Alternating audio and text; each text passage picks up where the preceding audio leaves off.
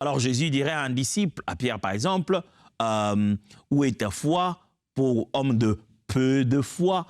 Il dirait par exemple au centenier, je n'ai jamais vu en Israël quelqu'un qui a une si grande foi. Il existe donc des niveaux de foi. Lisons ça dans Matthieu chapitre 8, verset 10. Matthieu chapitre 8, verset 10. Après l'avoir entendu, Jésus fut dans l'étonnement et il dit à ceux qui le suivaient, « Je vous l'ai dit en vérité, même en Israël, je n'ai pas trouvé une aussi grande foi. » On parle ici du centenier qui dit à Jésus, « Écoute, ne viens pas chez moi.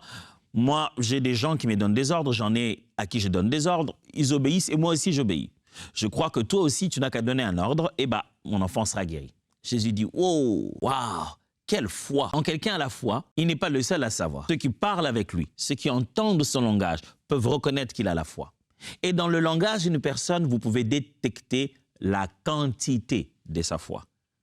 Jésus dit, je n'ai jamais vu une si grande foi, une aussi grande foi en Israël. Il dit, même en Israël, même au milieu de ceux qui sont habitués à Dieu, qui connaissent le Dieu de l'Ancien Testament pour l'époque, le Dieu de l'alliance du peuple d'Israël, je n'ai jamais vu une telle foi. Une telle foi venue de qui? D'un païen, de quelqu'un qui n'était pas la nation d'Israël.